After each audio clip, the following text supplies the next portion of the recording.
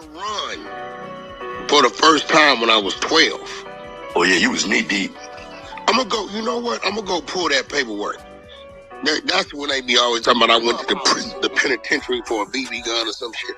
First of all, nigga, put some respect on my pellet gun. I had a CO2, nigga. All right, put some respect on my shit. It's like a nigga talking about a 22 versus a 9, nigga. No, nigga. I didn't get caught with a deuce, but what that? Now that's wild. That's wild to brag on the type of BB gun you had. You know, we know you went for a BB gun, Wack. Everybody knows. Your people's already said it. You know, you the BB gun bandit. We know this. You know what I'm saying? It is what it is. Case. I got out of the police came. They was trying to catch me, so I was on the run. So guess what? I'm out with my older brother, but he had the spots, nigga. You know, back then they used to go to the motels and shit, and that was the spots, right? Niggas would get 3 rooms. Room on the bottom for the servant, the second room, second floor where they kept the work, the third where they kept the money, right? Hey, you know, yo, Wack, I don't like Wack. You be trying to like listen to the shit I be saying, bro, and then you be going on Clubhouse trying to like put these stories together.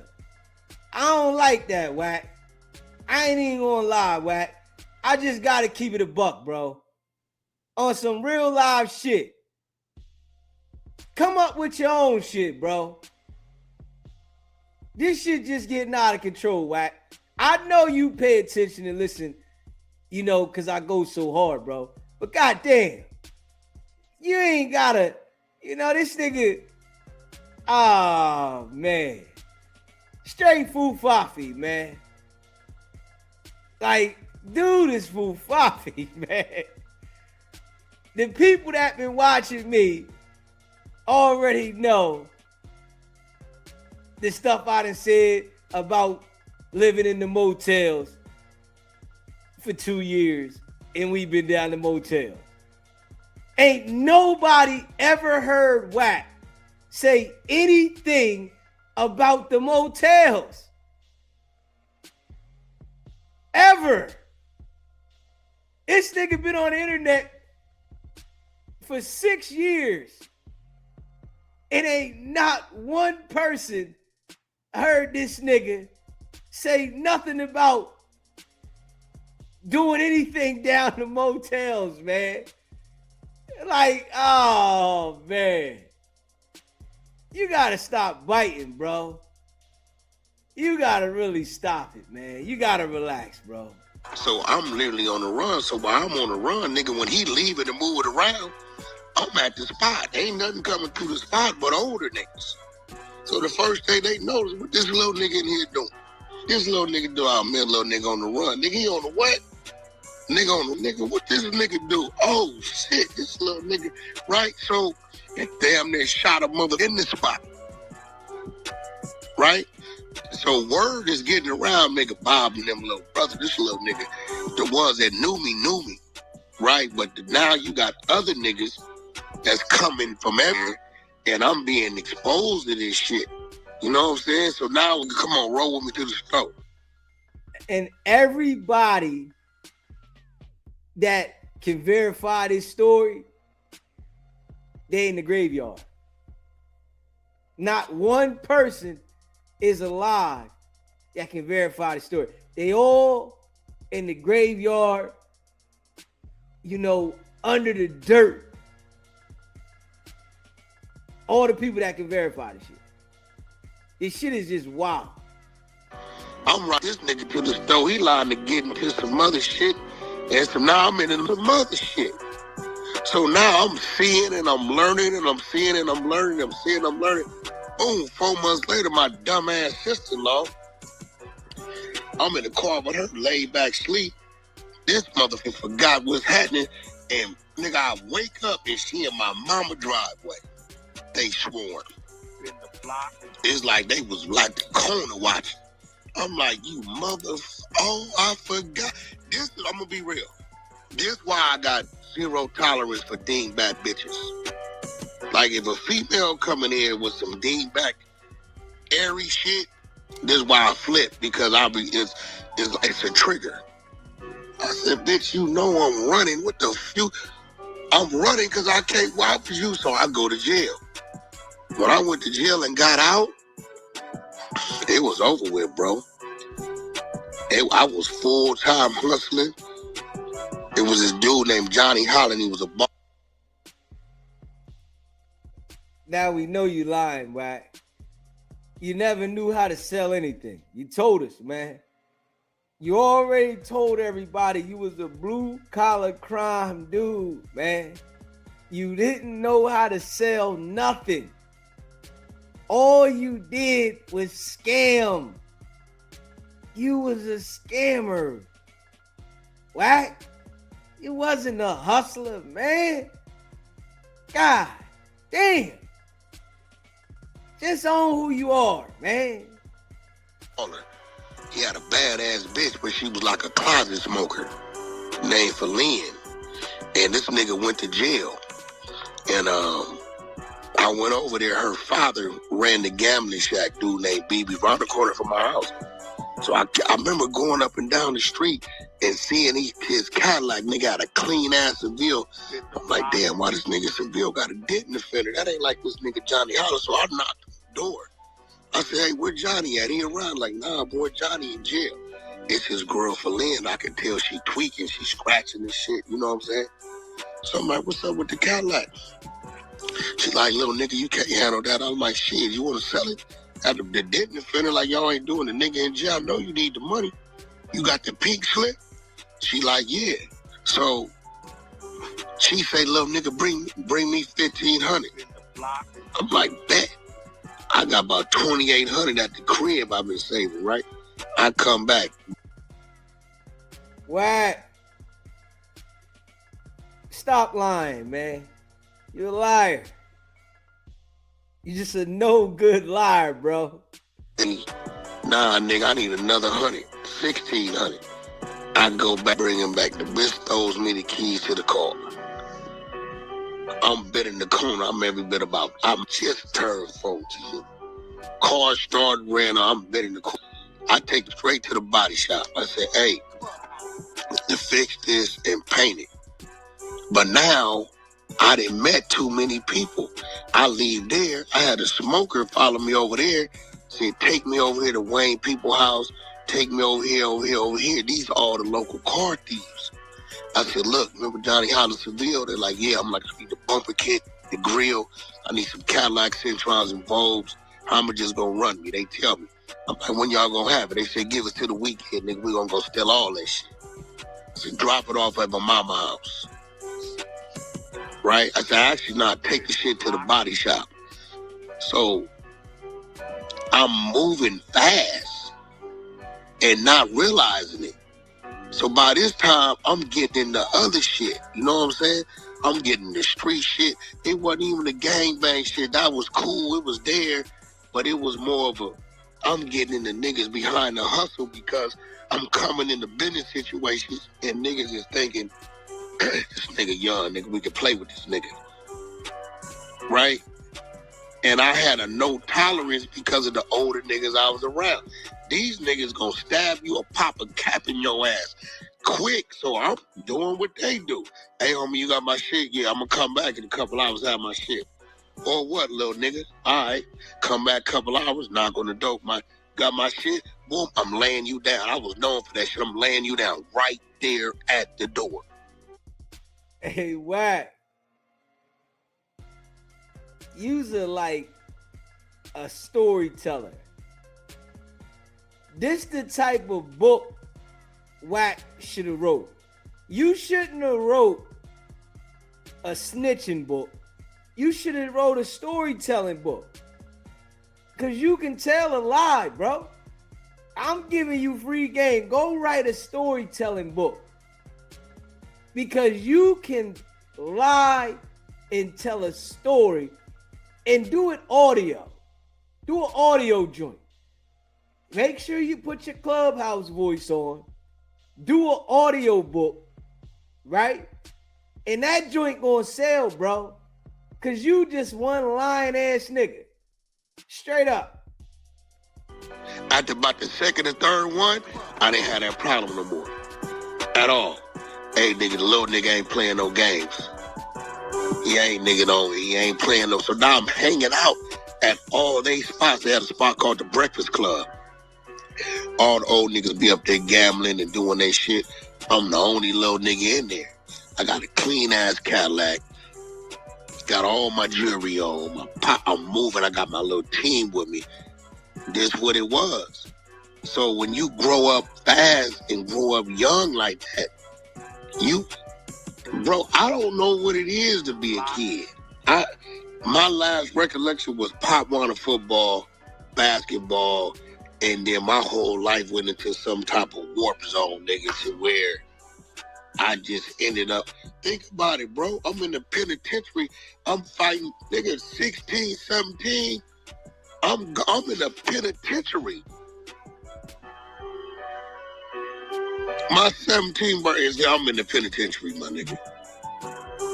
So when you think about this shit, you gotta remember I went and did from 16 to 22. So when I come home, Wack, you didn't do from 16 to 22, bro. You didn't, man. You didn't do from 16 to 22, man. Stop, man. Just stop. Your lies have been exposed, man. You didn't do from 16 to 22, bro. Damn. I just can't believe you, Wack. Now you all here saying you was in the motels.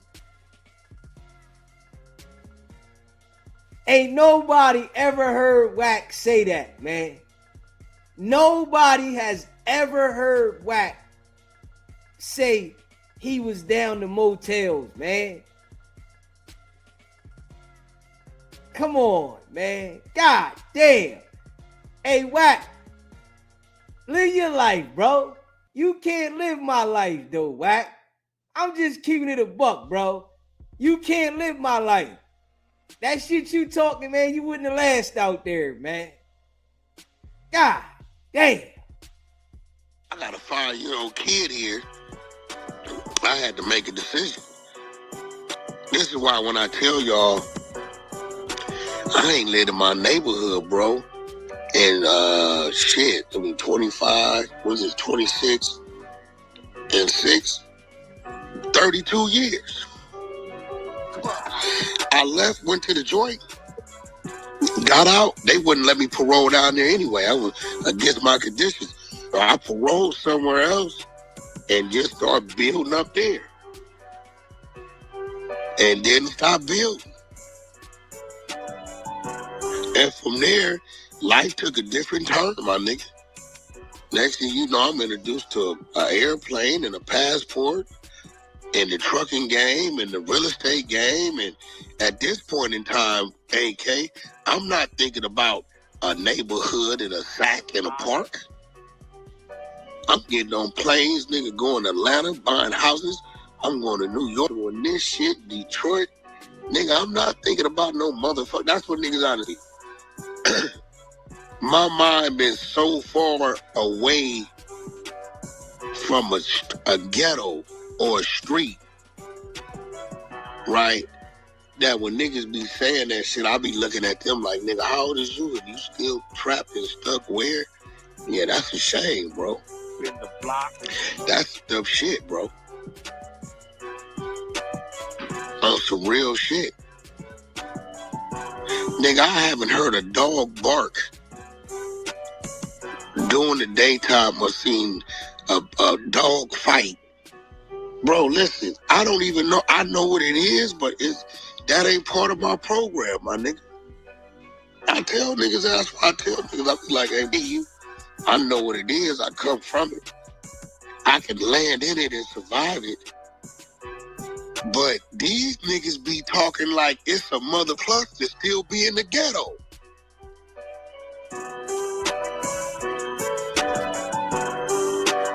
And that part of it, I think, is the slave mentality that we inflict on ourselves. I hear niggas say this shit all the time. They say it to me and all kinds of niggas. You can't go to your hood. Hey, bro, in 2025, 26, anybody could go to anybody's hood. Back in them 80s and 90s, in them 80s and 90s, hell no. Nigga, you couldn't go. Hell no, nigga. Right now, I can listen. Hey, WACK, in 2026, it's still some hoods that you can't go in. Straight up. In 2026, it's still some hoods that if you go there, niggas gonna know you out of place ASAP. So no, you can't go to any hood. It's niggas that is in their neighborhood getting money now, and if they see somebody that look out of place, they alert is going straight up because they know everybody that's moving through the neighborhood. So that shit you talking, WACK, is cat. I can give you a plane ticket, I swear to God, right here. I can give you a rental car and give you directions in my neighborhood. And you could go to my neighborhood and drive around that muff for 10 days straight. And ain't nobody gonna say nothing to you. I swear to God. I don't know what niggas be thinking. Nowhere is the way it used to be back then. And I hate to say it, but I'm gonna say it. That's the city I'm from. But that, as it stands, that ain't the hood I come from. You get what I'm saying? That, as that stands, that ain't what I grew up in. That shit is loose, wide open. Ain't no money flowing through that muff. Niggas really ain't got no block secured. None of that shit. When I was growing up, nah, niggas had blocks and nigga this was that. It was always 10 different spots you can go to if that's where you wanted to go. You want to go over to the Broads, you want to go to the park, you want to go over here, these niggas just in the background bullshitting, you want to go shoot some dice, you want to go sell some dope, whatever you want to go fight some dogs, whatever you wanted to do. Go see what cars they didn't stole, you need some parts. It was a place. Now, bro, I swear to God, it's probably over 100,000 people in the city of Pacoima. Real talk. And out of that 100,000, probably about 65,000 of them were black. Real shit. I'm curious now. Let me see. We're gonna look this shit up.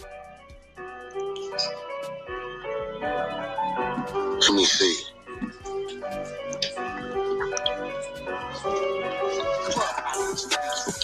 Let me see what's going on right now. You ready for this shit? AK, you ready? Are you ready for this? Do y'all know what the listen, now y'all know the words I just told y'all, what I just told y'all. We now represent 2.1 to 2.7% of Pacoima, black people. That's all, yep.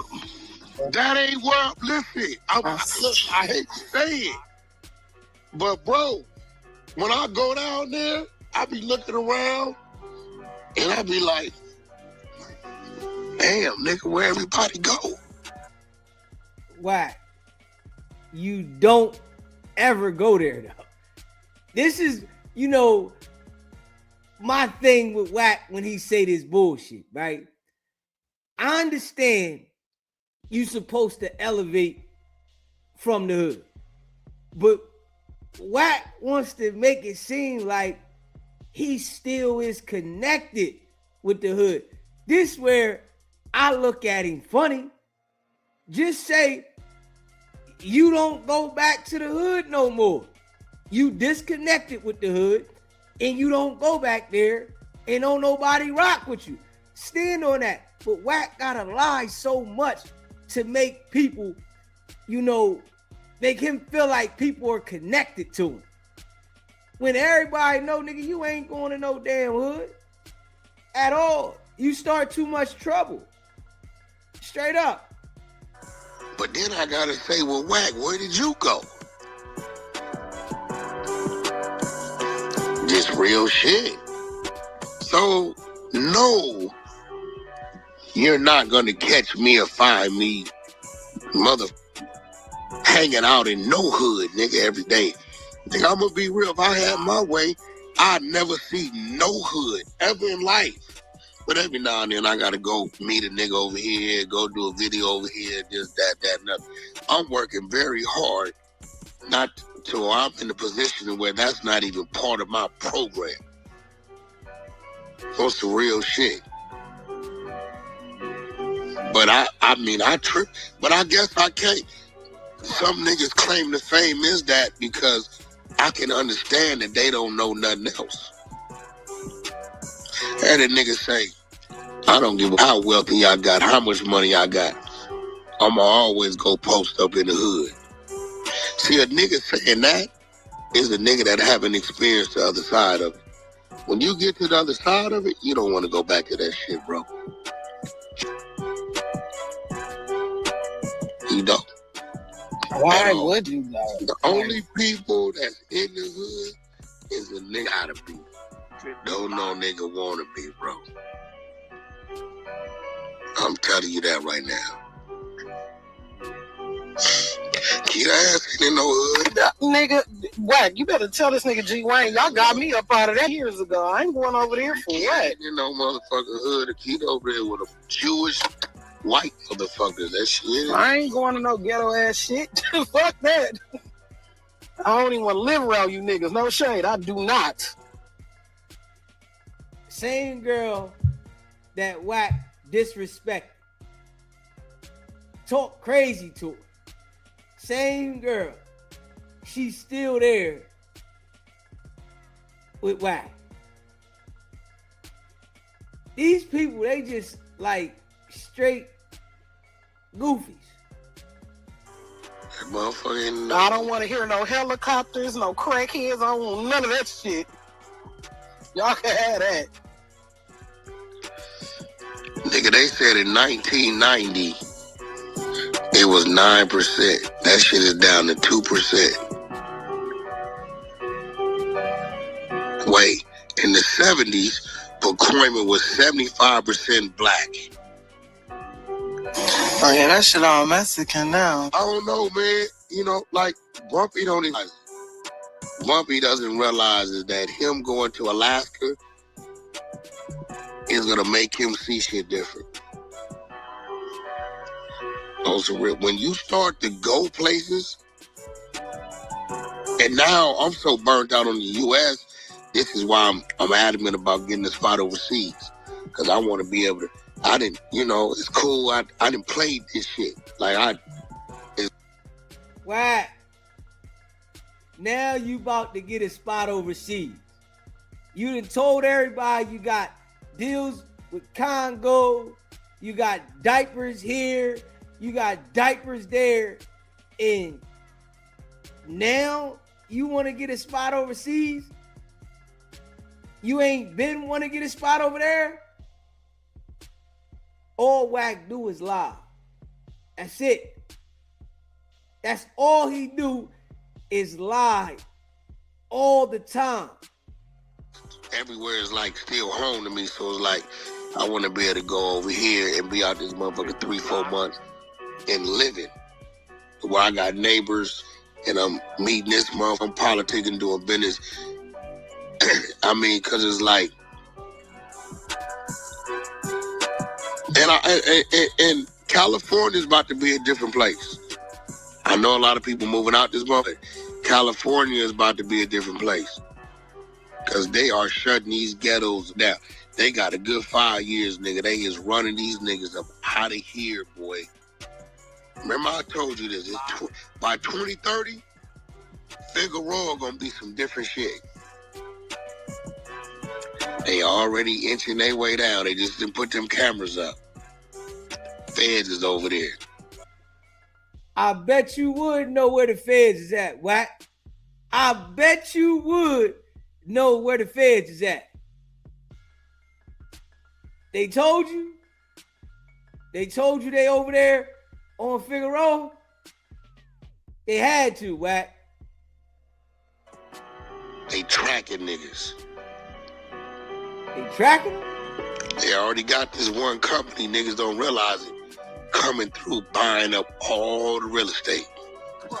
They buying all of it. As soon as they get that portfolio strong, watch what they do. We knocking this block down, going up with high rises. Straight up. Oh yeah, I seen that. I think we had that. Did you post that in the back channel? I think I had. It's coming. It's coming. Yeah, I seen that shit. I called G Wayne 2 years ago on New Year's. I said, hey, bro, I'm sitting at the table with 5 Jewish mother. They like, it's New Year's, I'm out there with Andrew Ruff, the nigga that run Paradigm, the white dude. They like, yeah, man, we've been, building a portfolio. You from California? I said, yeah. They like, yeah, we just bought a lot of stuff. You familiar with Pasadena? I said, yeah. They like, yeah, we just bought this project house in here. I look, it's G Wayne neighborhood. It's the matters. Yep. It's the King Matters. I said, yeah. I said, what y'all gonna do? He said, oh, we're gonna tear them down, make them all condos, high rises. Right now, he said, oh, no, we gotta give them 5 years to stay there. He said, but it's time for us to come up with the plans and blueprints. Right? That's the whole neighborhood. And what they do? They pay them out or they move them? Like, how does that go? They shit out. They listen. In 5 years, they gonna let us know. They probably in about 3 years, 3.5, they gonna start giving niggas vouchers. Let us know this complex is gonna be demoed. That's it. But when they go back up, it's probably gonna cost $6,000 to let it. Yeah, they gotta fulfill their little contract with the city for that government shit. You know what I'm saying? Once they fulfill that, it's over 700 units. Yeah. You know what I'm saying? And they got 1 bedroom, 2 bedroom, 3 bedroom, and 4 bedroom motherfuckers in there. They gonna turn them all into condos. They gonna turn them shits into condos. Yeah. I don't know how true it is, but they're saying that the Nickerson Gardens is gonna be a whole shopping plaza. Yeah, they next for sure. Cause they already get. Have you been down to the Jordan Downs, nigga? The Jordan Downs is hey, nigga, they turn them condos, nigga. I seen that shit. I was like, damn. Yeah, they say the Jordan Downs is gonna be a shopping plaza. I don't know, like they ain't around. They ain't, man. Listen, they are not. They like, listen, we're gonna run these niggas out of here one way or another. We ain't already got the majority of these niggas is telling. The streets is dried up with the dope game. They doing this smash and grab shit. That's what look like what niggas is on. I'm seeing a lot of that. They just hit a purse store for like $250,000. Yeah, it's a whole bunch of that shit going on right now for sure. That's the new There's house. a lot of that shit going on. Ain't no, homie, ain't no dope house, ain't no weed house, ain't none of that shit anymore. That's these niggas hustles. That's these niggas hustle robbing. That's why you can't even have no barbecue no more, nigga. Because remember how you used to have a barbecue and then the homies come, you like, man, I just brought another homie. Oh, cool, meet new people. You can't even do that shit because that third nigga is casing the spot. And they gonna come back in. Yup. You can't even have that shit no more. You can't do none of that shit, bro. It's different. It's different. Hey, yo, man. Wack just be making shit up. Hey, Wack. You gotta relax, bro. You gotta relax, man. We about to hear the bull from Pacoima that called in. you know, and he was talking about WACK not being welcome. SBGB TV, it's a live call-in show. State your name, where you calling in from. All right, what's going on, bro? That baby evil, bro. I'm from Pacoima, Piru. So how you feel about WACK repping Piru? Man, listen, I'm from he from the same neighborhood as me, bro. Just to be real with you. And how you feel about him repping it though? Like on some real stuff. No. See, that's what the internet got twisted, bro. The blood not from the turf, bro. Okay. You know what I mean? Bro. Let me just keep it all the way up fuck with you, bro. He got into some trouble when he was a kid, right? He went and did some time or whatever in the YA. You know what I mean? But he ain't never, as an adult, man, he ain't never did nothing. You know what I'm saying? He changed his life for the better, whatever the case may be. But he made a mistake as a child. He was never around as an adult. You know what I'm saying? And once he got out, you know, he got his little, you know, bread together and whatnot. And he was more like the homie that you could call, blood, when one of the little homies got arrested or something. Because, you know, WACK got a bondsman that he, you know what I'm saying? He got a bail bondsman. Okay. So one of the little homies get caught with a burner or something, you know, whatever the case may be, you can call WACK. And WACK will call the bondsman and get the little homie out. You know what I'm saying? With no money down, nothing, just off his word or however they worked it out. You know what I'm saying? So he was more like a resourceful homie. You know what I'm saying? Like, and then in like 2008, you know, when that Main Street case, you know, had happened, you know, we had caught word that he was involved with it. But we didn't get the paperwork till about 2012. You understand what I'm saying? Because right. You don't instantly get the paperwork. It takes some time. You know what I'm saying? For the people that's in the pen and stuff to get the paperwork down to the hood. You know what I'm saying? Solid. So we get the paperwork 2012.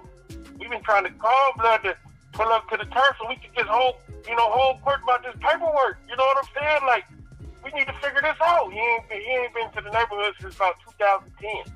You see what I'm saying? Yeah. He ain't been around since 2010. You feel what I'm saying? And he used to be back and forth to like Oklahoma, I want to say, or Ohio. It was Oklahoma. It was definitely Oklahoma. He used to be back and forth to Oklahoma. And you know, once we got word of this, he felt like it was some pressure on him. You know what I'm saying? He felt like it was some pressure, so he stopped bailing homies out. He stopped doing all that stuff he used to be resourceful for.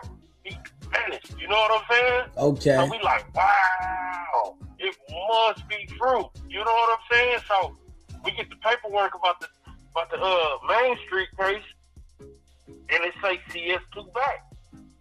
Now anybody that been, you know what I'm saying, that been locked up and shit like that, you can put two and two together. I mean, you know what I'm saying? It don't gotta say your first and last name. If me and you drove in my car to go hit a bank on a Thursday, and then the person tell it was on a Thursday, we went and hit the bank, we were on his car, I know who I was with. Well, you know what I'm saying? Facts. I know who I was with, but it ain't, to the masses, it may be kind of tricky to figure out who's what.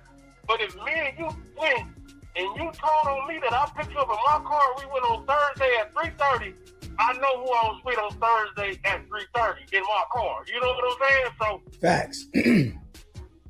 So when it came out, CS2 back, it really was. It was a no-brainer. I mean, you know what I'm saying? It was a no-brainer that it was blood. But I can't say this. WACK100 he's been in the middle of a lot of shit, bro. He's been in the middle of stuff that you would question, and he gotta be working, because just being involved with that stuff, you're gonna at least get questioned. You feel what I'm saying? Facts. So the badge was the last straw, homie. The badge was the last straw, because any reputable street guy, ex-street guy, future street guy, whatever the case may be, that badge is the last thing you gonna ever have on your person, homie. Yeah. See what I'm saying? Facts. As a street cat, as a retired, that's like Big Meeks walking around with a badge on it. You know what I'm saying? Facts. That's gonna happen.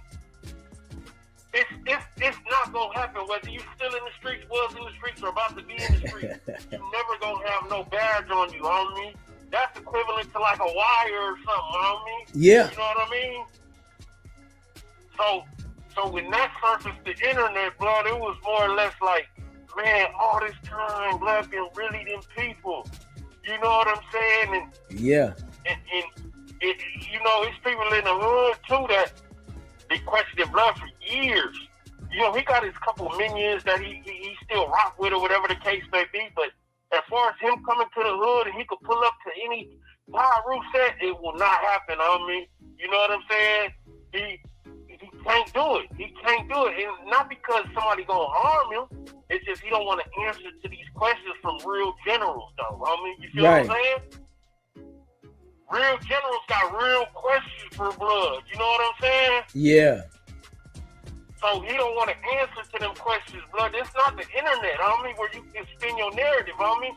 The streets hold a different type of court. You know what I'm saying? Yeah. So if they got paperwork floating around that insinuates you in it, you gotta come to the turf and debunk it or tell us how it ain't you. You see what I'm saying? Yeah. And you had no problem doing that, blood, if it wasn't you. Bingo. You see what I'm saying? Because, you know, we could even get some of the people on the line that he implicated. You know what I'm saying? So he afraid of that he pull up to the turf and we actually get on the phone with the homies that's in the pen about him. You know what I'm saying? He don't want that to happen, so he just keep his distance and whatnot. You know what I'm saying? And I can say this: he used to be a nigga with some bread. He don't got that same bread no more. He used to lead with his money. You know what I'm saying? Now he don't got that money no more, so he kind of deflated him, homie. You know what I'm saying? Yeah. So my outlook on WACK100, he's not 100. You know, he's just whack. You see what I'm saying? He's just whack. He's just whack. I mean, he's whack. And he's not the gangster type of whack. When we say whack, he's not that whack, bro. He's whack, like corny. You feel what I'm saying, blood? I agree all the way. And you know, you out of town, so you really don't know how LA politics go. But he's not welcoming no Pyro set, no Bloodhood, none of that. That's why you didn't see him at the pop out with Kendrick Lamar, homie. It was Bloods, Crips, SAs, Ages, everybody except WACK100, bro. Why do you think that was, bro? Because he can't pull up. Come on, man. You can't pull out to the pop out when LA was reuniting after 20 years? You see what I'm saying? Yeah. The pop out was a big major thing, homie. I seen some of my enemies there, homie. We shook it up, homie. And we was enjoying the evening. You feel what I'm saying? Yeah. That's what Kendrick did for the community, homie. It was similar to when Nipsey passed away, homie. It was enemies kicking it. You know what I'm talking about? Yeah, that's solid. WACK was nowhere to be found, though. You feel me? So that alone will tell you about his character. You know what I'm saying? For somebody that, you know, involved himself in every single thing that go on, bro. For you to not be at them two events, it'll tell you something about yourself, bro. You know what I'm saying? Hey, yo, bro, let me jump in. How do people feel about the situation with Big U and Loose Cannon, man? How they feeling out there about that? Do they feel like he played a major role in that taking place? Well, this how we look at it, man. Just to keep it brief with you. What he do is he strategically bring people on these platforms, man. And what happens is he gets them to tell on themselves. You see what I'm saying? He bring them to these platforms and he strategically asks these folks certain questions to incriminate themselves, knowing that them people watch these platforms, man. You see what I'm saying? That's why you never gonna see no real in the field gangster go do no interviews. Them is interrogation rooms for real, bro. For the world to see. Facts. You see what I'm saying? So any real active member ain't gonna go sit down up there. And if they do, they gonna go up there and talk about their music career or whatever they trying to promote. But if you talking about past dealings and what's been going on in the street, that ain't gonna never happen to no active member or ex-active member. So what he do, he brought Loose Cannon up there. it really egged him on to start telling on himself. You feel what I'm saying, homie? Anybody that talk to WACK, he gather up data on you, homie. And whenever y'all fall out, that's when he gonna start releasing it, homie. Yeah. You know what I'm saying? And Big U been punking WACK. You know what I'm saying? Big U been punking WACK out for 10,000, 20,000. You know what I'm saying? WACK would call it looking out, but nigga, you can punk. That's it. You know what I'm saying? Like, yeah. That's it. But now he don't got that money no more like that. So he really, like I say, he feel deflated, homie. You know what I'm saying? Like, he say, oh, Big U, I paid Big U mortgage. He made you pay it, homie. You feel what I'm saying? Yeah.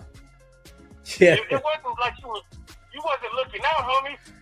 Big U, man, a lot of people don't know this, homie. Big U was the Debo character. That's who they made Debo off of. You feel what I'm saying? Facts. Yeah. I definitely already heard that one. Okay, so that's his real MO. He really testing stuff. You know what I'm saying? So WACK was another victim, man, and that's why he's so happy that Big U locked up. You know what I mean? So he really just give people the platform to tell on themselves, bro. That's really how it goes. If you ask me, you know what I'm saying? And he ain't never gave none of the homies from the turf a platform. You know what I'm saying? To promote their music or nothing like that. You know what I'm saying? It's only people telling on themselves. Yeah, man. He it's only people that he get on there to tell on themselves about cases I think that the feds want to know about. That's it. Listen to me. I don't want to say an informant because that's probably smaller than what he is. He's probably an active member of the gang task force, bro. You know what I'm saying? Like, I think that's what I think. You know what I'm saying? That's what I think, bro. And I'm gonna tell you that from everything I'm seeing with the situation that happened outside of No Jumper. I dropped a video yesterday showing everybody how he just went on No Jumper Thursday and explained if you are there when somebody commits a robbery and you witness it while being with that person and you don't report it, you can be charged the same way as the person that did the robbery.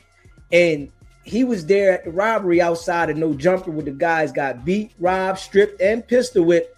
And he goes back to the crime scene every single week to do an interview without a worry in the world. And he brought back the watch from the victim who got robbed and stripped and showed it on TV, but he still go back there every week and do a podcast. At the minimum, blood, that's at the minimum, blood, that's a charge of possession of stolen property, blood. That's just at the minimum. You know what I'm saying? Yeah. Just at the minimum, blood should have got bammed with possession of stolen property.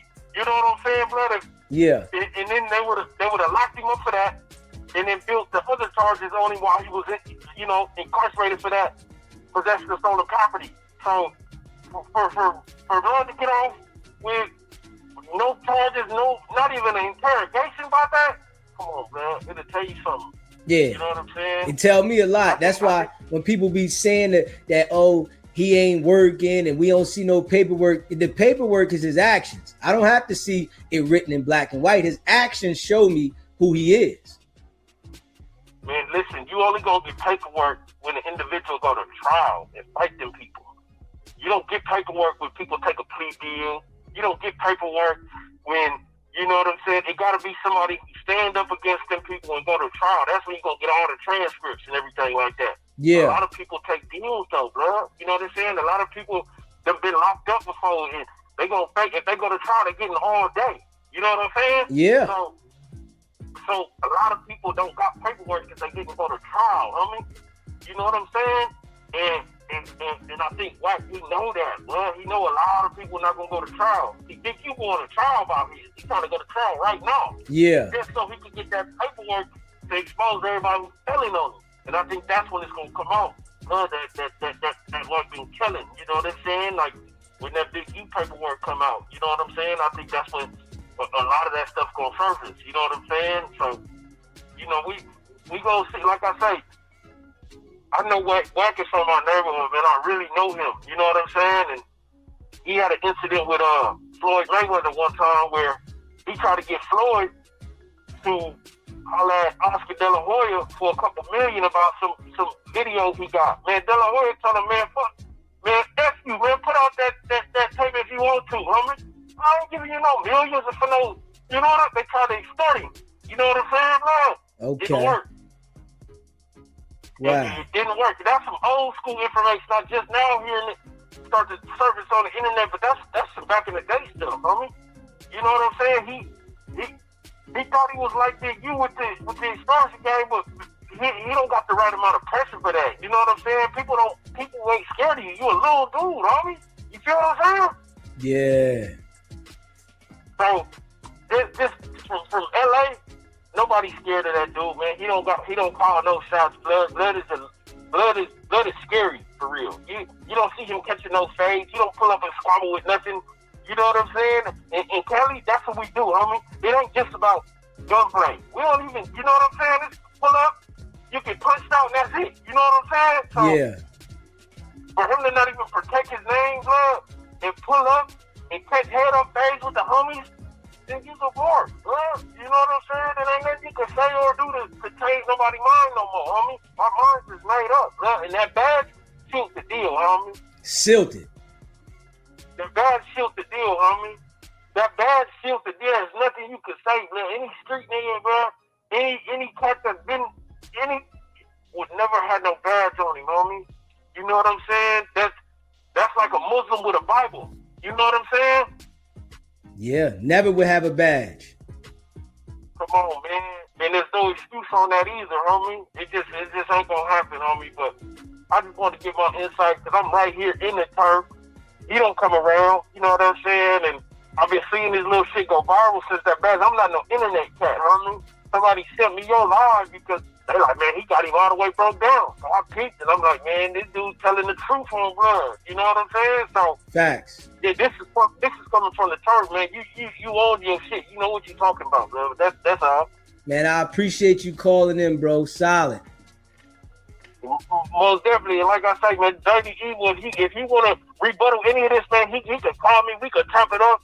If he know what's going on, man, he gonna act like he need to hear this. You know what I'm saying? Yeah. He used to call into the show, but he won't call in here no more. And the other day when the badge came out and we dropped it, I tried to call him for the first time. He wouldn't answer. So he won't call in no more, and he ain't answering. He ain't rocking with us no more. Man, I heard one or two of y'all calls together, and if you notice, homie, out of everybody he speaks to, homie, he did not get loud with you, homie. He didn't raise his voice, homie. At all. He didn't do none of that. And you know why? Because you got him beat, homie, with facts. Yeah. You see what I'm saying? If you really notice, if you watch any time somebody go at WACK, homie, he get to getting aggressive, blood. He get to getting all up. I listened to 2 conversations with you and blood, and he didn't raise his voice one time. He sound more like he looking for some reasoning, blood. So I'm like, oh man, this dude got him beat, blood, on the sense. So, that's just my take on it. I'm like I say, I'm right here in the land, blood. So he can't call and act like, oh, them out of town dudes, they don't know what they talking about. No, I'm still right here in the turf, man, for Coima. You know what I'm saying, man? So if he want to call in and chop it up about this and try to rebut anything I'm saying, bro, he got the flow. Man, I appreciate you calling in, though, bro. Most definitely, dude. Solid. Let's go. Here you go, right here. SBGB TV live calling. What's going on, my guy? Gigi, what's happening with it, man? It's G-Mac. What's going on, G-Mac? How you feeling today, my brother? Oh, man, all is good, man. Yeah, what you got cooking today? Okay, listen, man, we on here now.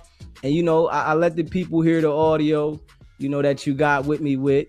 And we all know, what I'm saying, you and WACK had a relationship at one point.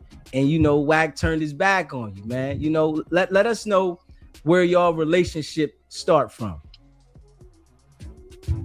I mean, I always, been involved in the Jones, family. I grew up with his brothers. We all went to, elementary school together and shit. That was like my best friend right there. His pops and my pops always knew each other, was close, rocked together. My mom knew his mom, everybody close, you know what I'm saying? The Joneses and Funk's Net. We always been close. You know, Wack was the youngest one up in there. You know, I'm like 7, 8 years older than Wack. So, you know, I always hung with his brothers and shit like that. Okay. Yeah. So you always hung with his brothers. And so how did the relationship start with you and Wack hanging out? I mean, just growing up, you know, around, you know, Bacoima, man, his family, you know, his pops and shit like that, you know, kicking with my pops and all that. You see his young ass hanging around. But we really got really close when, of course, you know, he always said on here, period of a time where both his parents was on that shit hard at crack, you know, and at that time, they was going through that period of time of crack and shit when he hit the neighborhood hard. My uncle, who lived next door to him, took him up under his wing. Probably at the age of, like, if I'm not mistaken, 7, 8, somewhere around there.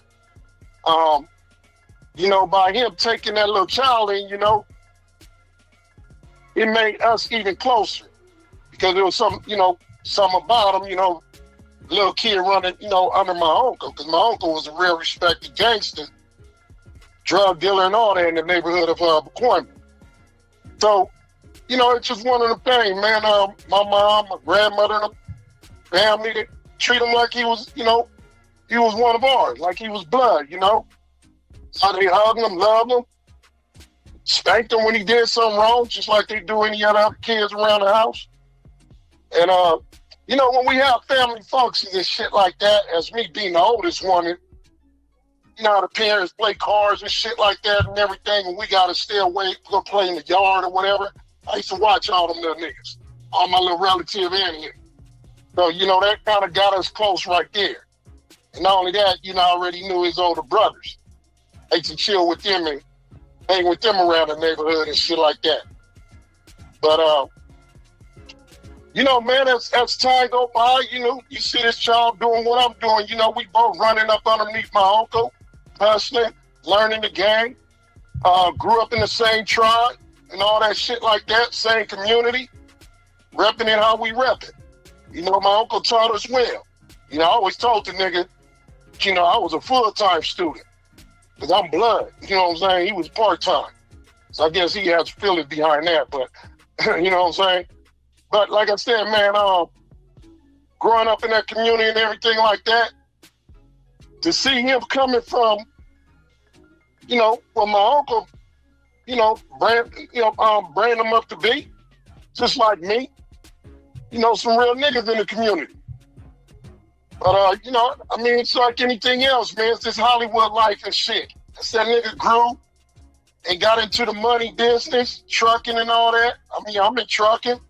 You know, he was owner operator and shit like that, doing what he do. So proud of the nigga and all that. Quick question, though. It is what it is. Quick question, G. When he was young, right? Did he have any level of respect for people?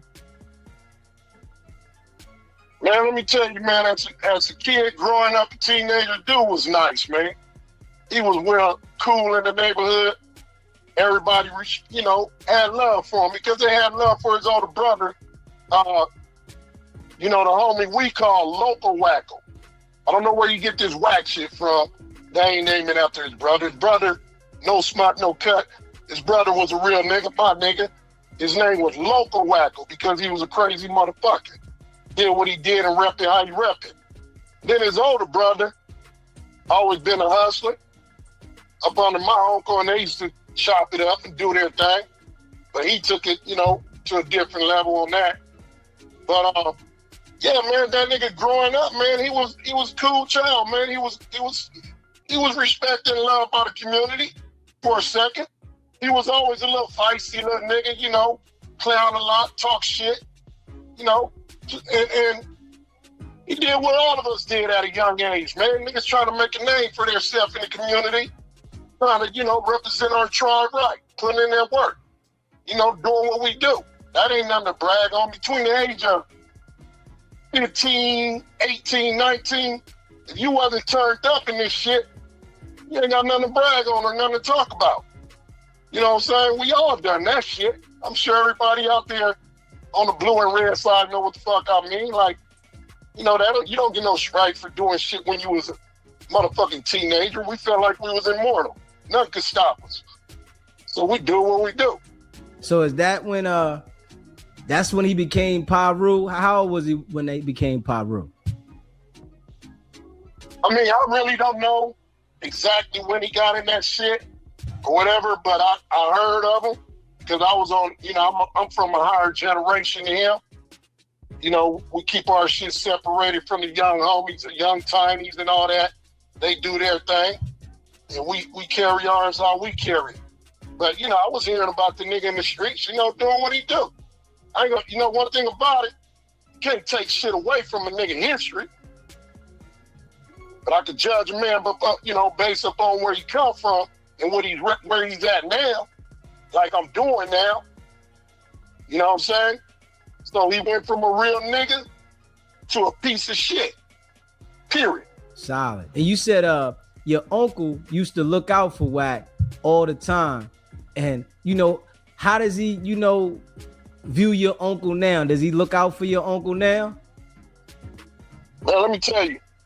I always look at it like this. As a child of 7, 8 years old, both of your parents smoked out, don't know where they're coming or going or whatever. They're just loafing on that shit. There's no way in any community, ghetto, whatever the fuck, a child could survive by himself. Can't provide for himself, can't cook, can't eat. It's a good chance he might get molested, killed. Who knows? You know what I'm saying? Starvation, whatever. So I always looked at my uncle like, by him snatching that child up and raising him, buying him clothes, putting a roof over his head and everything like that, I always look at it like he saved that motherfucking life. He saved him. Solid. You know what I'm saying? And I tell you like this, man. You know that motherfucker get on here and brag about all the money he made? The $200 million diaper company, $20 million deal, yada, yada, yada. Man, my uncle right now is 70 years old. And he's not in good condition. His living condition is poorly. Little trailer home and shit in the heart of the slum of New Iberia. You know, no disrespect to New Iberia. That's where my parents were born and raised. Both of them, New Iberia. Shout out to Louisiana. But at the end of the day, he's not living upon his means of, you know what I'm saying, normal older folks should live. And he I looked always out ask for WACK. myself this, man.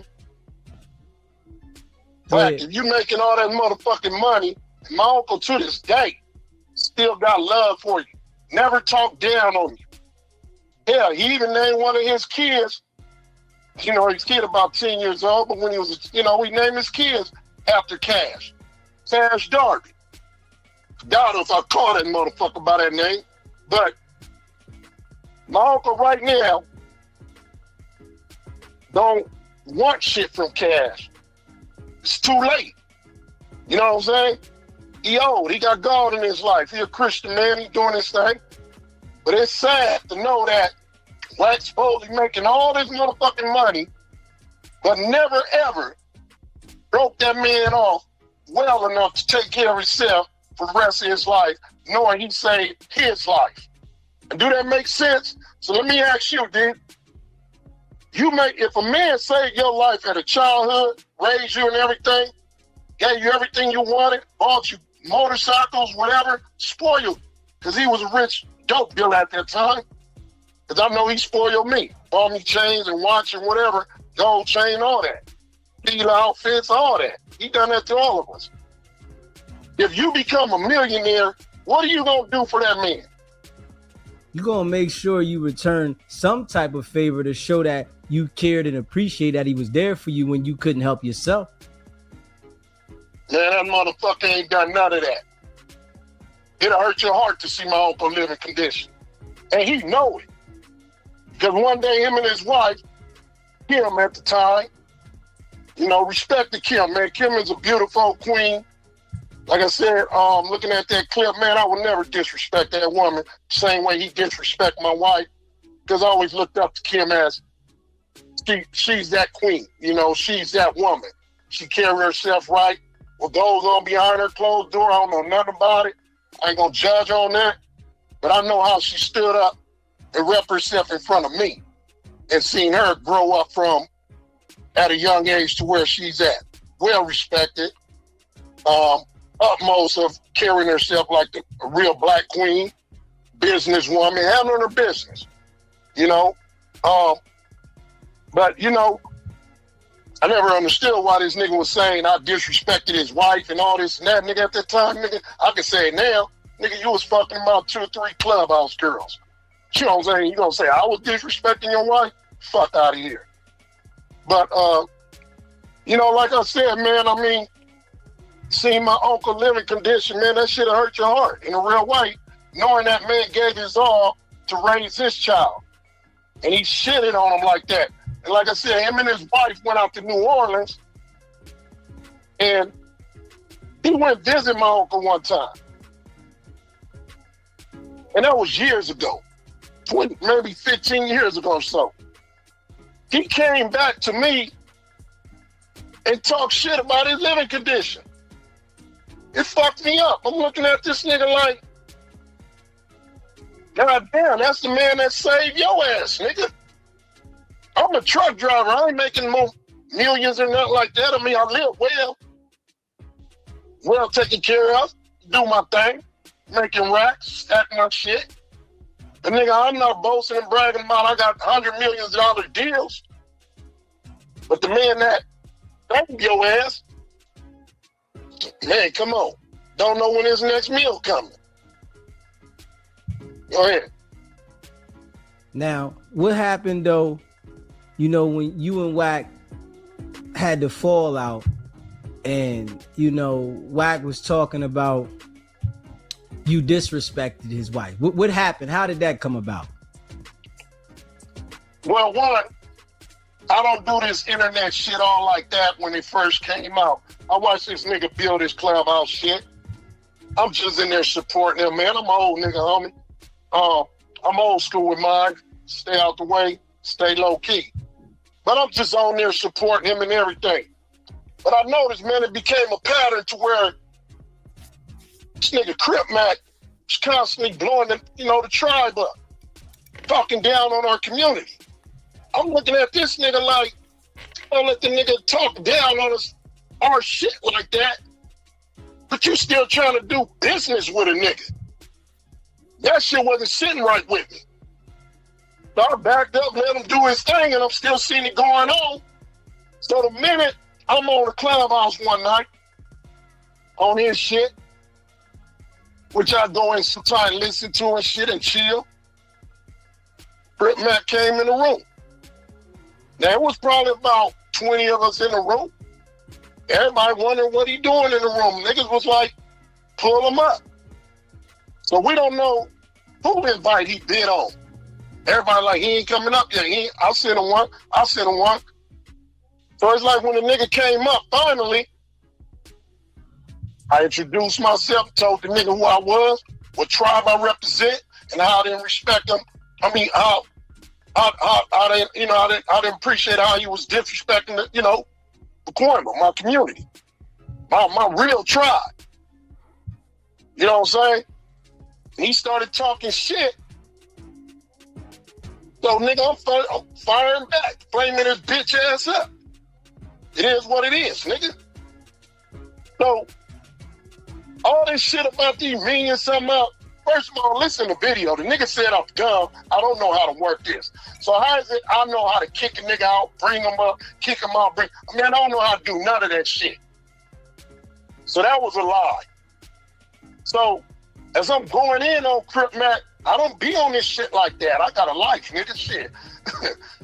I never knew that Crip Mac had said he wanted to fuck Kim in the ass and all that and disrespected her like that. I didn't know that. I didn't have no idea. Not that I give a fuck, but if that's what was said, nigga, you should still be proud that I checked this bitch ass nigga for you. Since, what, nigga, you ain't got the balls to do it? Oh, I forgot. You about your money. No morals, no integrity.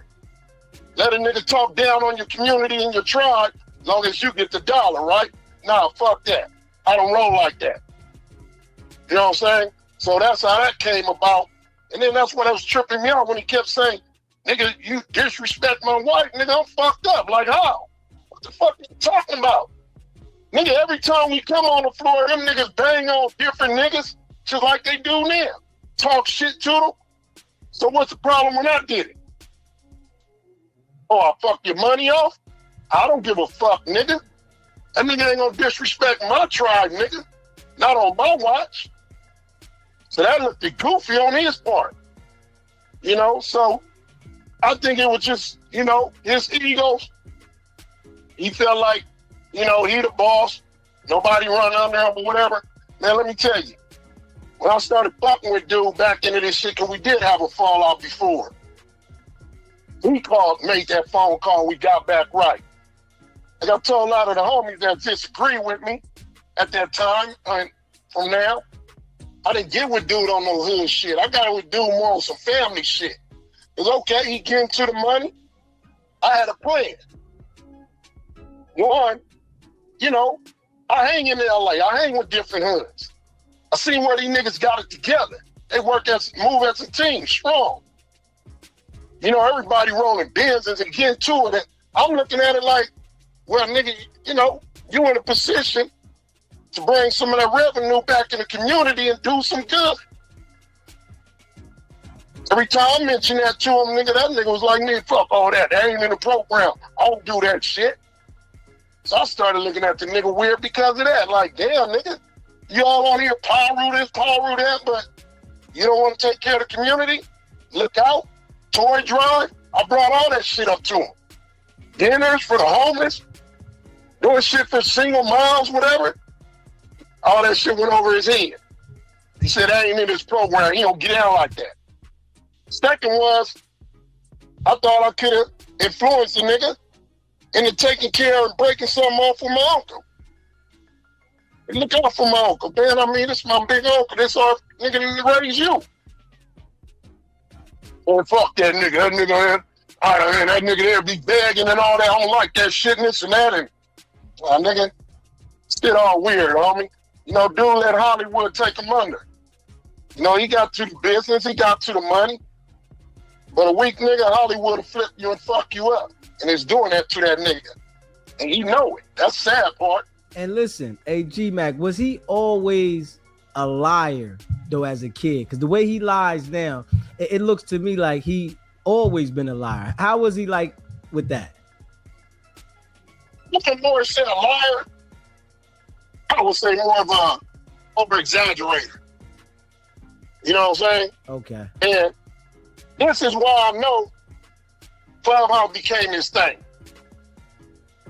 Do he lie? Fuck yeah, he lied. But I always aimed at it more of an over-exaggerator. You know, that's why this is shit. Over-exaggerate the shit and put a little spin on it and lie. He been doing that shit.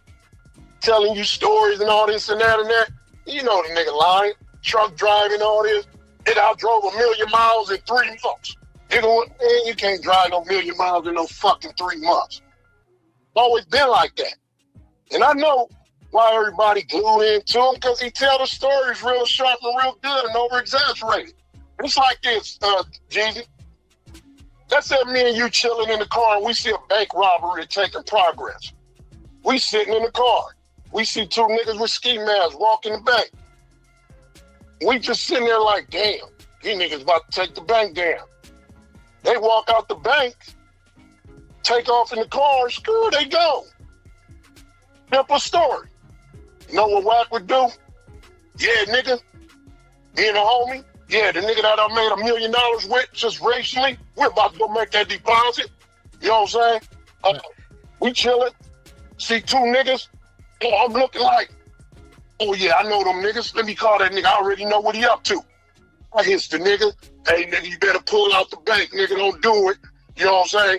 Nigga, police go around the corner, boom, and this and that.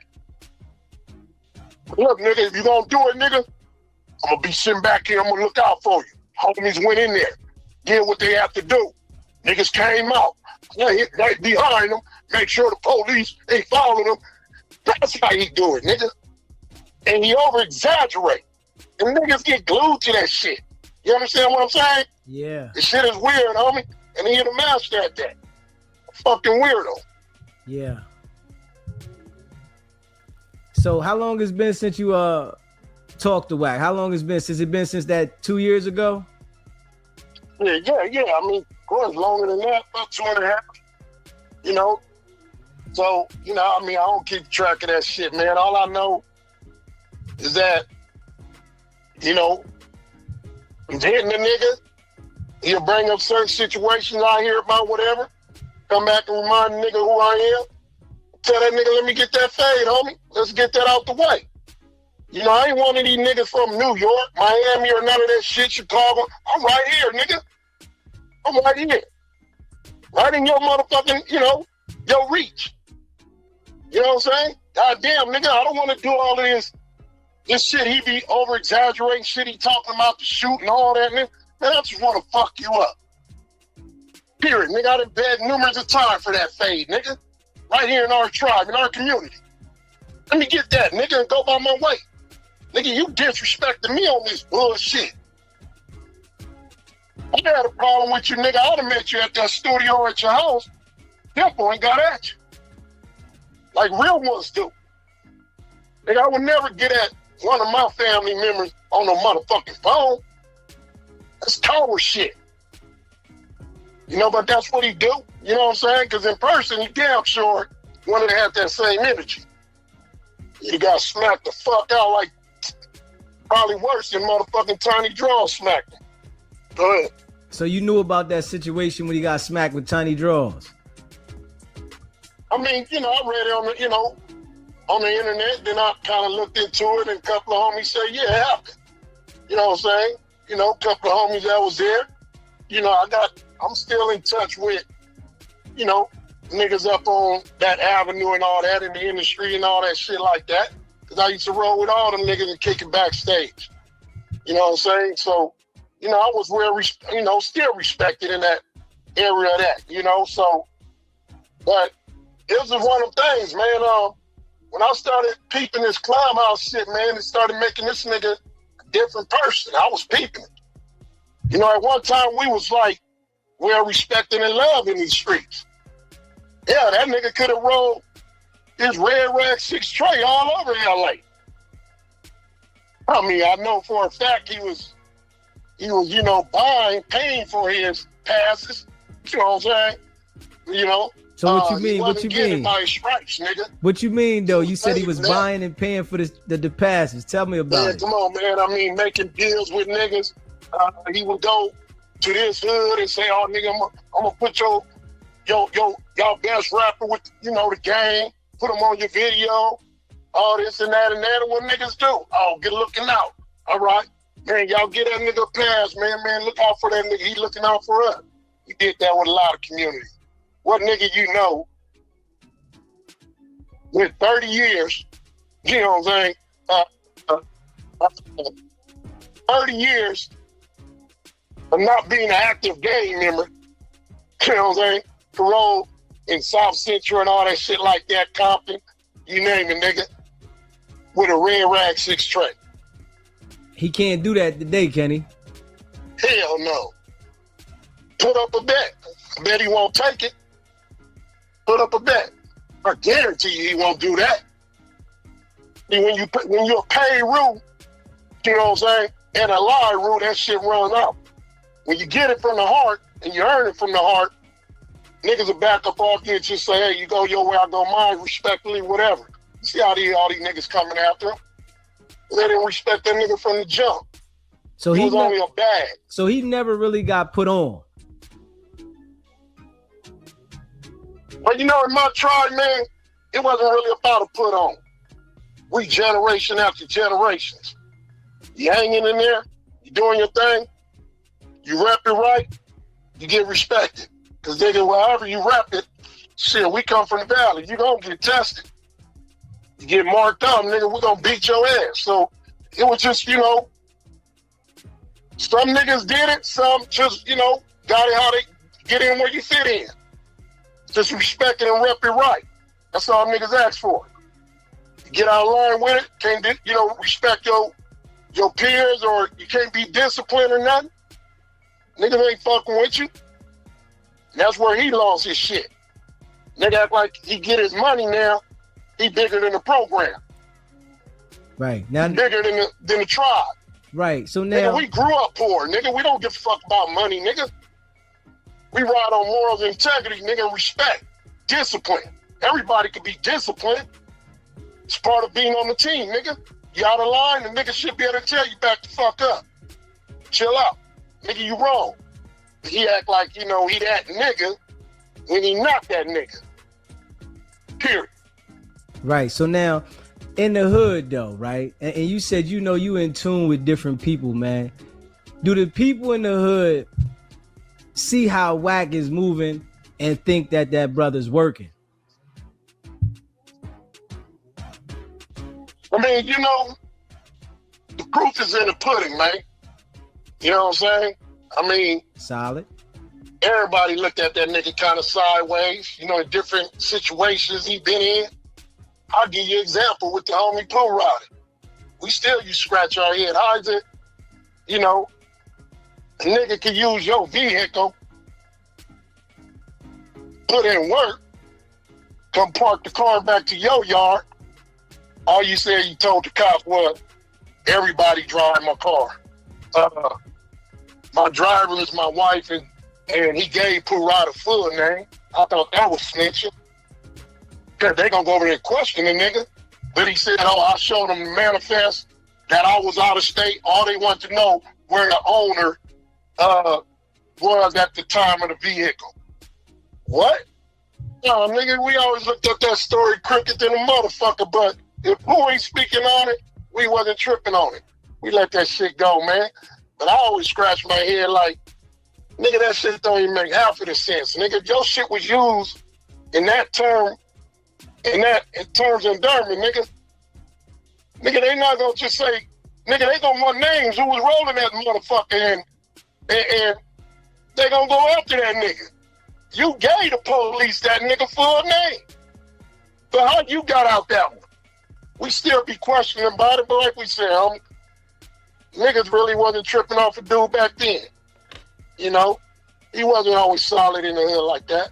So you think that being as though that, you know, real street dudes in the hood know that, you know, he might be fishy is the reason why nobody has really went at him? Definitely, because, you know, when we first got into it, like I said, all the homies just talk about it. You know, like, nah, nigga, that nigga be called, you know, that nigga, you know, the police this, police that. When the homie got out, nigga, they said he, you know, the homies was set up like this and that. It was stories I was hearing. I just really never paid too much mind to it because I wasn't really on that, like that. You know, I ain't never been to prison. So, you know, I'd stay out there politic and all that. You know, how they talk about the paperwork and all that shit. I never was in that position.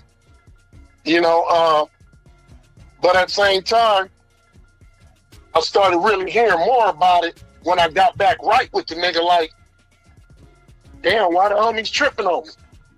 You know, it's one of them things, like in that song, you know, I was a mark when I used to hang with Deezy, you know what I'm saying?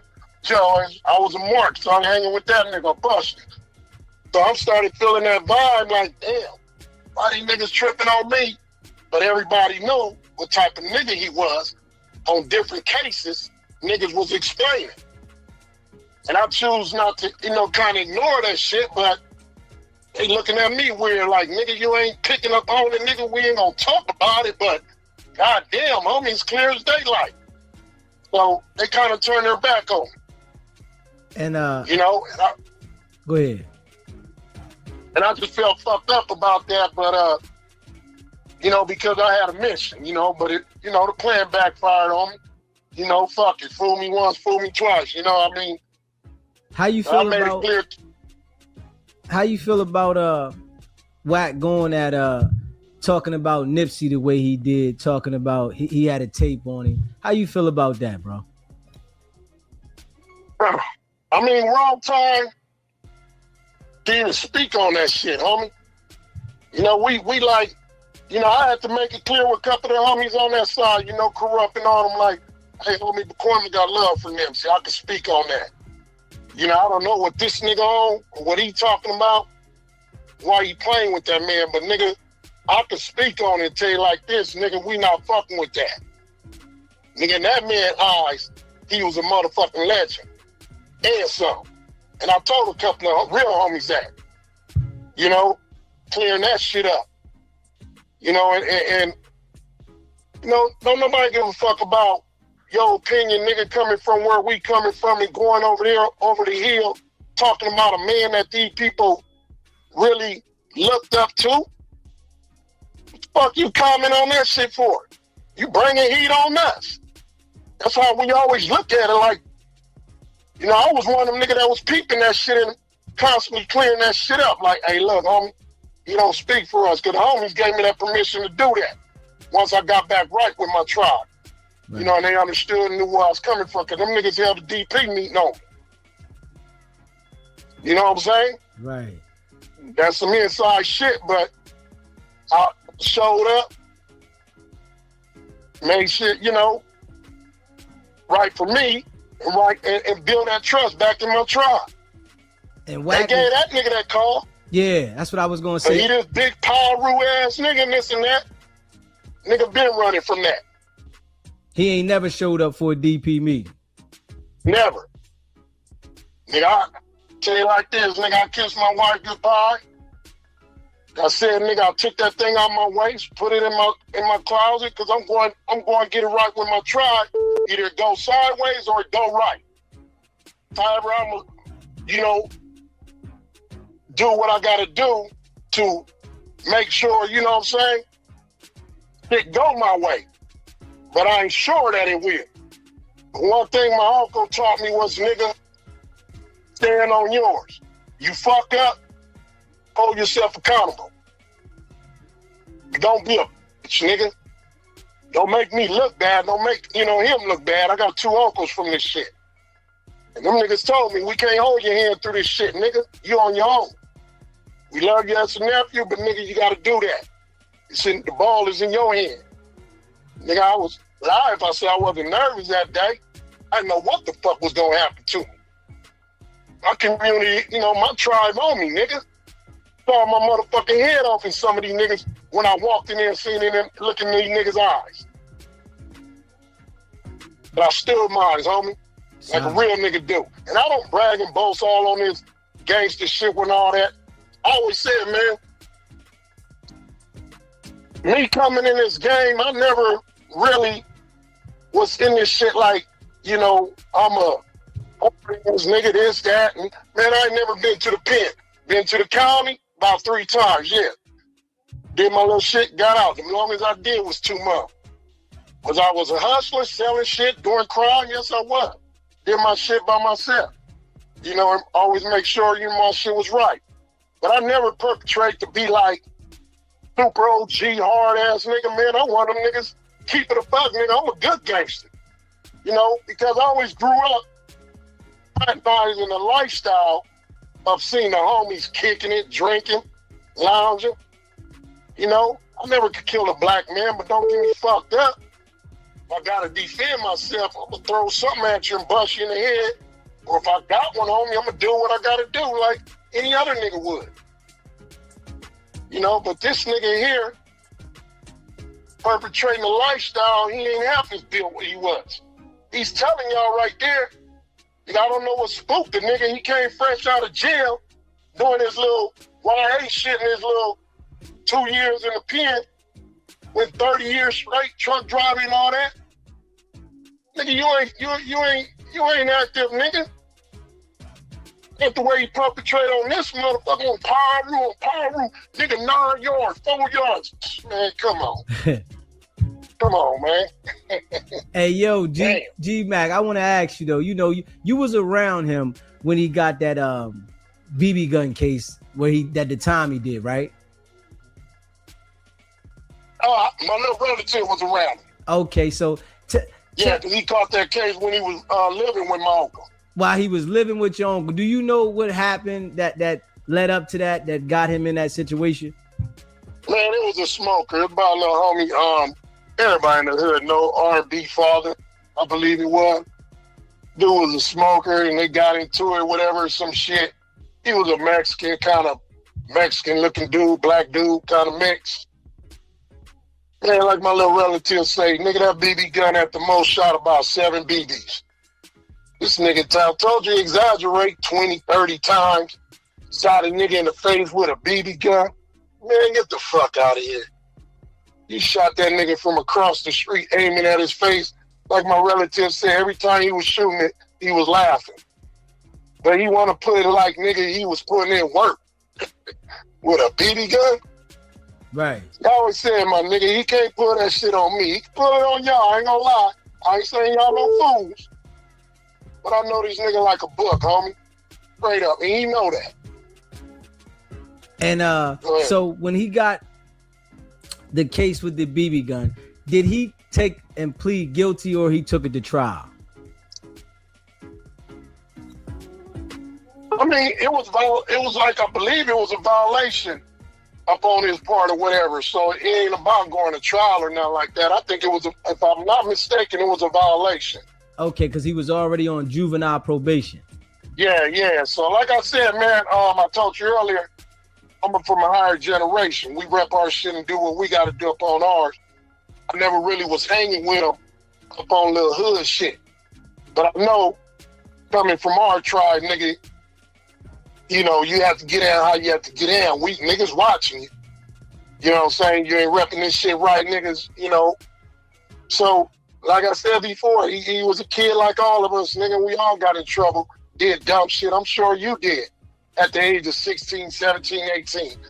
You know, when you was a youngster, everybody was doing dumb shit that they was looking at it like they putting in work. You know what I'm saying? Some just overdid it. So, yeah.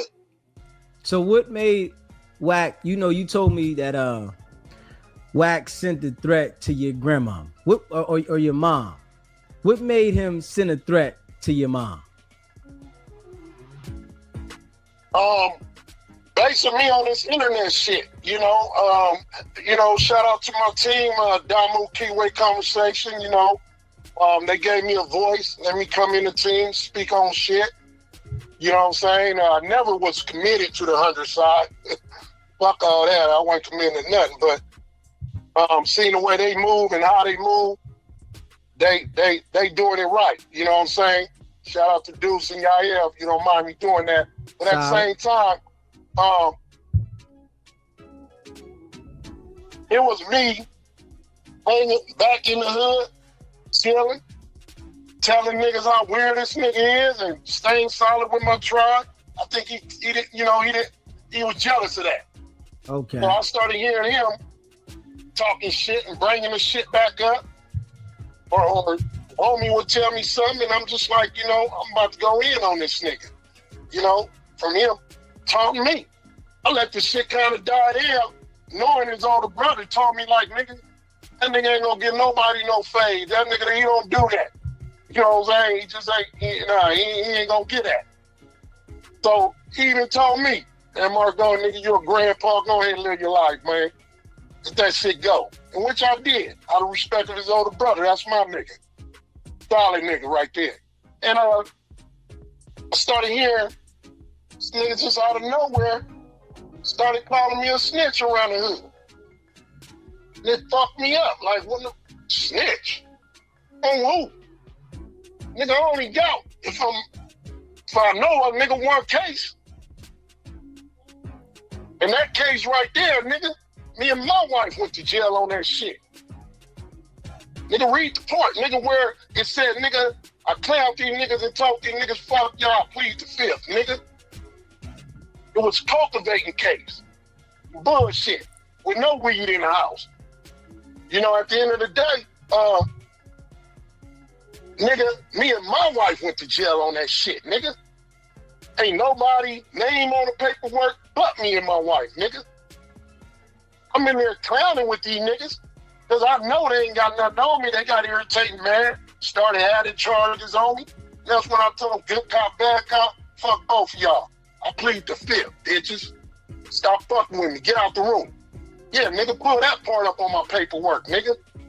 So what he started doing, he let the homie Cuban Rob convince him I was a snitch to where that nigga made a diss track on me. Now, I wasn't fucking with Cuban Rob because he got at me sideways when I was tight with him, even after me and Wack had an issue.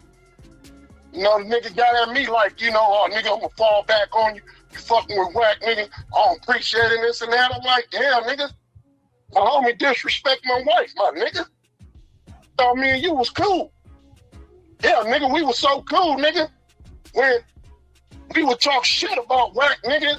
One time you came to my house and you was agreeing with it, nigga. You was talking shit about that nigga. Damn, nigga, got text in my phone, nigga. You telling me how bad you doing behind Wack, nigga. Me and my wife went out on way, nigga, drove him here over in some change to your house, deliver you some diapers, nigga. Cause you damn bad. Fuck around with this nigga. And I'm airing your shit out, nigga, because you put that car first, nigga. You made a diss track on me, nigga. Calling me a snitch with no paperwork. Believing your bozo ass, clown ass nigga you wanna crash out for, nigga. So if you go low, nigga, I'm going lower. Straight up, that's how I was raised, nigga. Don't put a snitch jacket on a real nigga and you ain't got no paperwork, nigga. And nigga, I got receipts, nigga. The homie hit me. Man, why this nigga keep calling me? Trying to get me to tell him, you know, you snitch on me. What the fuck this nigga on? I said, man, stop taking that nigga calls, man. Fuck dude. So you said you got somebody called you and let you know that Wack was trying to get them to say that you snitched on them just to... Yeah, the nigga that I supposedly snitch on. He's calling him every motherfucking day. Hey, man, just say the nigga snitch on you and I'm gonna run the content and whoop the whoop, bust this nigga out. Call you, bitch ass nigga. You going that low with it? Cause all the years I've been in the hood, my name is silent. Just upon from when I was hanging with your bitch ass. And nigga, I got it back solid, nigga. Through some real homies. Got that real love back. My tribe love, nigga.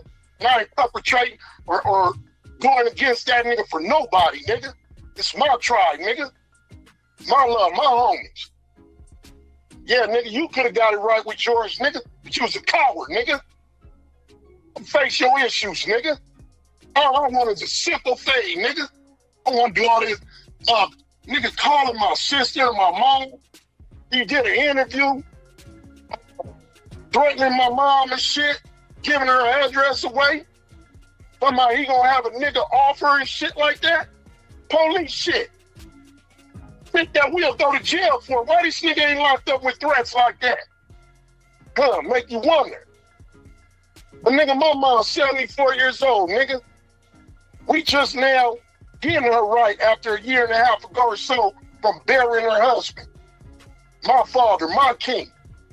He been with her 58 years and she about 14, nigga. It's a loss to her, a tragedy to her, even though he went peacefully. And here, nigga, you know, what part of the game is this, nigga? You calling an elderly woman and putting fear in her.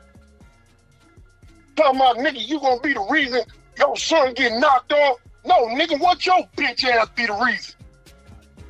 Cause I'll say it like this, nigga, and I said it before, nigga, anybody could be touched.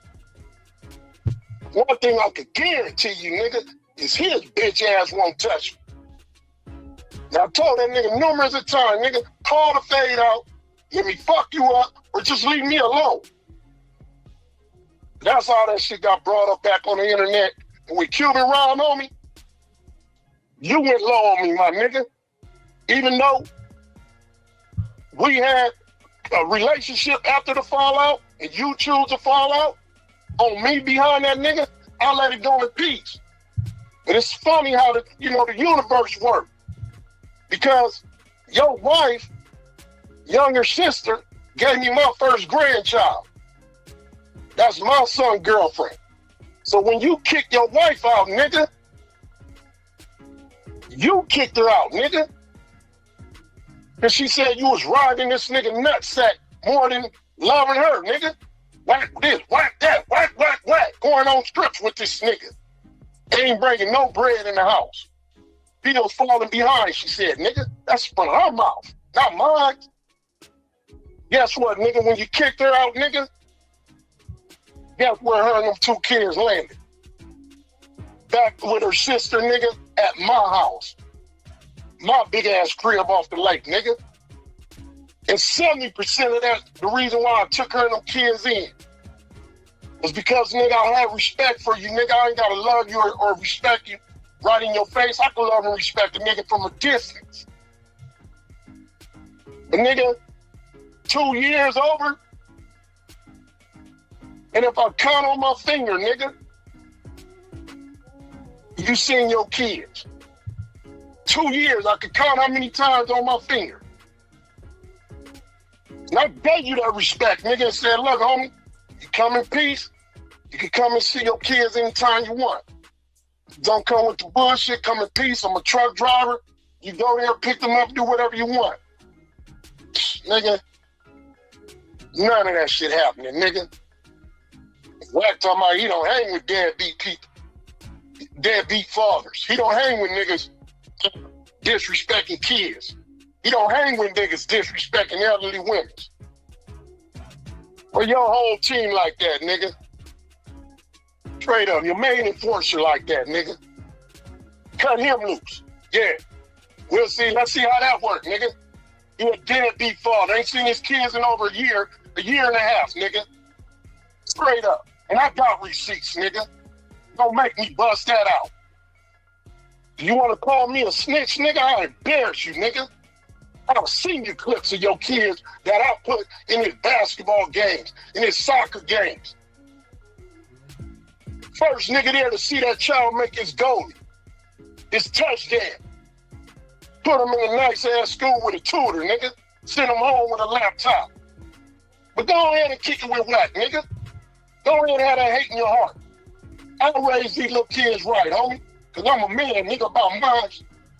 Straight up, nigga. You go ahead and play like you the toughest nigga. Be the king of the hood. Push for that, because that's what you push for. You want to be the king of the hood, but running to be the king of your family. Both of you niggas. Like you lost your family, nigga. You lost yours, nigga. So how the fuck y'all gonna be any kind of kings, nigga? I'm gonna be the king of them, nigga. And I'll tell y'all niggas like this. Yeah, y'all niggas know where I stay at. Yeah, y'all know everything about me, nigga. Stop playing. I challenge you niggas, homie. That's where I'm at with it. You know what I'm saying? Military minded, nigga.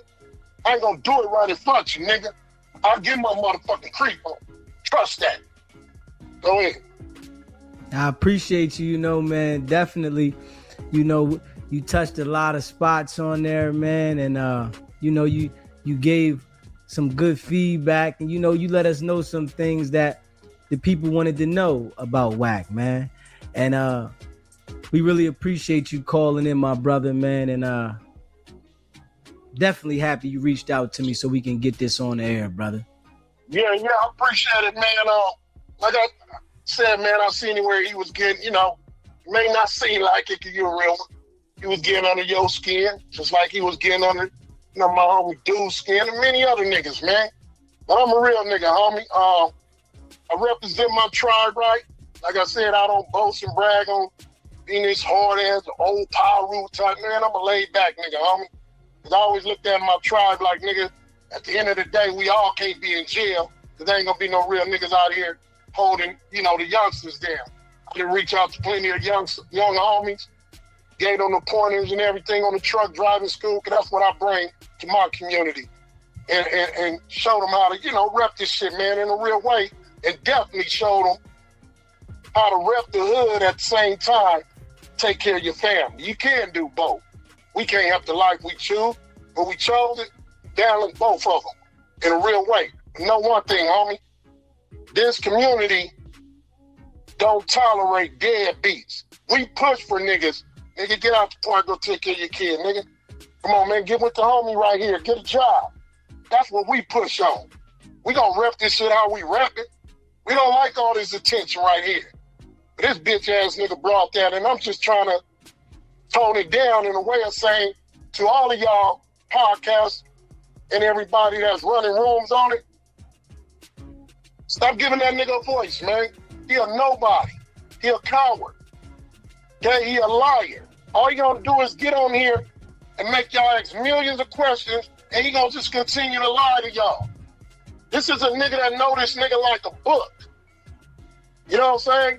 And I'm not coming up here on some bullshit, over exaggerating. None of that. Do I like this shit the way this shit going? Fuck no.